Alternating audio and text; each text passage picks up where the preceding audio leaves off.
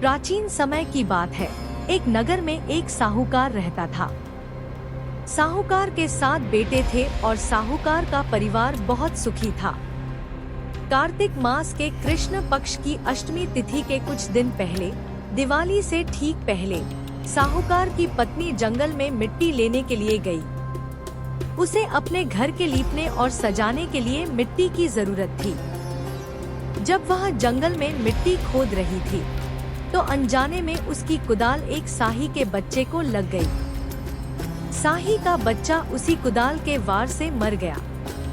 इस घटना से साहूकार की पत्नी को बहुत पश्चाताप हुआ। वह बहुत दुखी हुई और साही के बच्चे की मृत्यु के कारण वह बहुत भयभीत हो गई।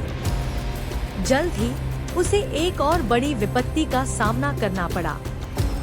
साही के बच्चे की मृत्यु के दोष के कारण एक एक करके उसके 7 बेटों की भी मृत्यु हो गई। बेटों की मृत्यु से साहूकार और उसकी पत्नी गहरे शोक में डूब गए। पत्नी को समझ आ गया था कि यह सब साही के बच्चे को मारने के पाप का फल है।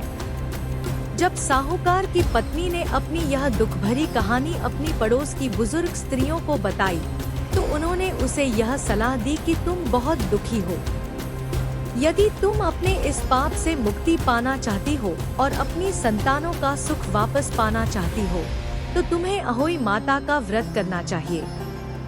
अहोई अष्टमी के दिन तुम साही और साही के 7 बच्चों का चित्र बनाकर उनकी पूजा करो और सच्चे मन से अपनी भूल के लिए उनसे क्षमा मांगो। अहोई माता अजक्ता देवी, जो कि माँ पार्वती का ही रूप है, तुम्हें अवश्य क्षमा करेंगी और तुम्हें संतान सुख और बच्चों को लंबी आयु का आशीर्वाद देंगी। साहूकार की पत्नी ने श्रद्धा पूर्वक उनकी बात मानी। कार्तिक कृष्ण पक्ष की अष्टमी तिथि पर उसने पूरे विधि विधान से अहोई माता का व्रत किया। उसने दीवार पर साही और उसके बच्चों का चित्र बनाया, कलश स्थापित किया और रात को तारों को अर्घ्य देकर माता की पूजा की। उसने सच्चे मन से अहोई माता से अपने पापों की क्षमा मांगी। साहूकार की पत्नी की सच्ची श्रद्धा और पश्चाताप से अहोई माता बहुत प्रसन्न हुई। उन्होंने पत्नी को दर्शन दिए और उसे क्षमा करते हुए वरदान दिया कि उसको फिर से संतान सुख की प्राप्ति होगी। अहोई माता के आशीर्वाद से साहूकार की पत्नी को वापस से संतान सुख मिला और उसके पुत्र दीर्घायु हुए। तभी से यह परंपरा बन गई कि संतान की लंबी उम्र, सुख और कल्याण के लिए माताएं अहोई अष्टमी का व्रत रखती हैं।